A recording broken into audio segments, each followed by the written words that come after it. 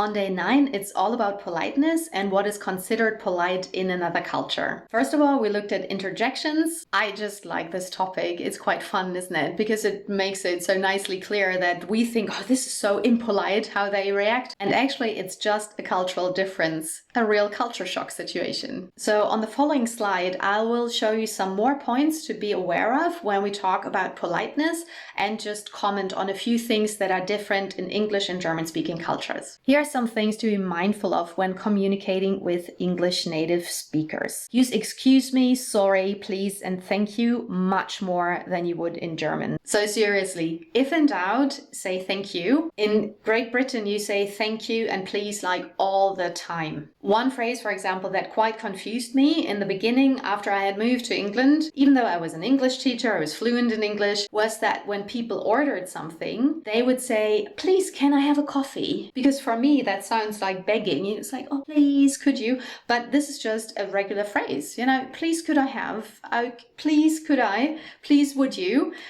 So just use please and sorry and thank you very, very often. You will make friends. Generally speaking, use more words and start a request with could you or would you. You can also say can you, that is okay. It's not necessarily the best choice, but never ever use will you. One thing you need to remember is that when you speak English and your reference language is German, you might have a bit of a German accent, and German sounds quite harsh for British ears especially, but generally speaking for English speaking ears, so to speak. So it will help your case if you use very polite phrases because it kind of softens the harshness of the accent, which, what can we do about it? That's just how we speak. But it can help you to come across more polite. So if you can choose between can and could, I personally would usually go for could you and would you. But as with so many things, it's not a very strict rule. It's just something that I would recommend. Sometimes German speakers have a tendency to use will you, maybe because in German we can say something like, willst du mal die Tür zumachen? Do you want to close the door? And this is actually quite an indirect, polite way to say that. But in English, it does not work if you use will. If you say, will you do that? It's very, very strong. It's more like German, mach das gefälligst. Yeah, so don't use will.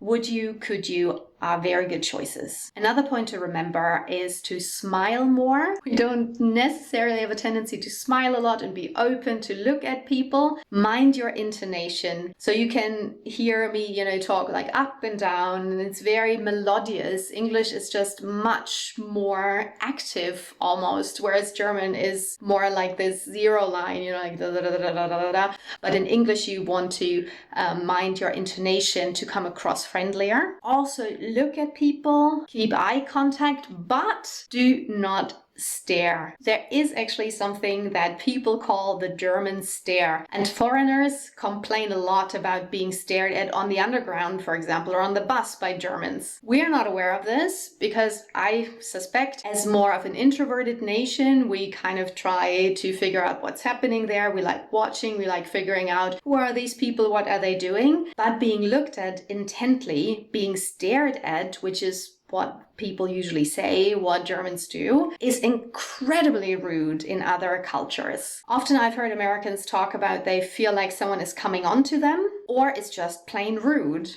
So make sure to avert your eyes. I personally find this one of the hardest things to do, to gauge my environment, to be like, so how much do I look at you and do I look down now? Because this whole thing of listening to you intently, like I just look at you, I hardly blink because I want to show you that I'm listening, but this can come across as incredibly rude. So make sure to make eye contact, to smile, to be open, but make sure not to stare at people and to avert your eyes now and then. And a very, very important aspect is to be much more indirect than in German. If you get an email, especially from a British person who says, well, I was wondering if you could probably, my German ears already aren't listening anymore because already you've used so many words that I've lost interest, and obviously, it's not important what you're going to tell me, because otherwise the important bit would be at the very beginning so that you are not wasting my time, because time in Germany is very, very important.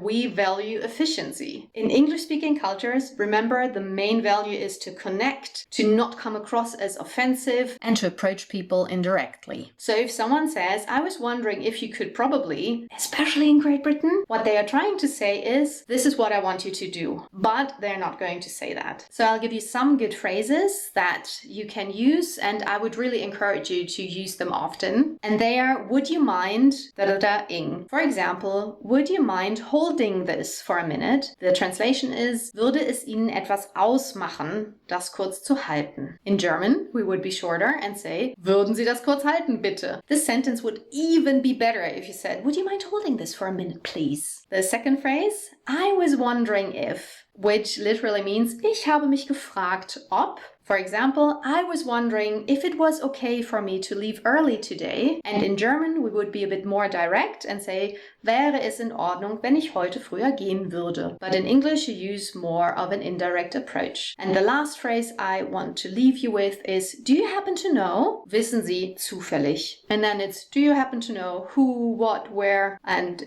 then you take it from there, pretty much. So let's move on to exercise number 20 on page 11, which is all about politeness. In the gray box, you can find the words and phrases that you can use to be especially polite. And the task is highlight the polite questions, cross out the impolite ones, and make them polite. Number 1, excuse me, do you happen to know where the station is? Number 2, give me that, please. Number 3, what did you say? Repeat, please. Number 4, could you tell me whose bag this is, please? Number 5, I was wondering if you could help me. And number 6, will you stop now, please? Please pause the video and do the task.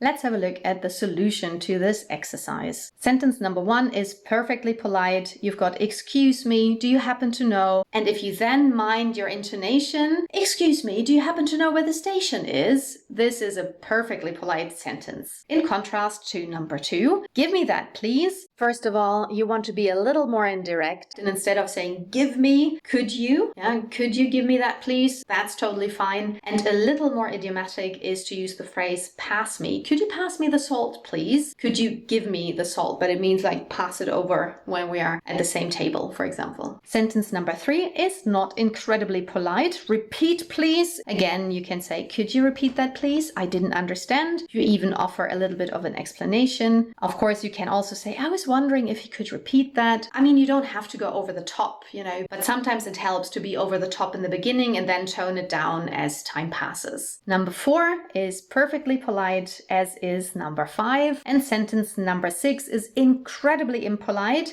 Will you stop now, please? So the German translation of that sentence is, hör jetzt gefälligst auf damit, bitte. You see, there's nothing polite about it. And what you can say is, could you stop doing that, please? Or, of course, excuse me, I was wondering if you could stop, or would you mind stopping that? And you can know that, especially in Great Britain, but also in other English-speaking countries, if you said, would you mind stopping that?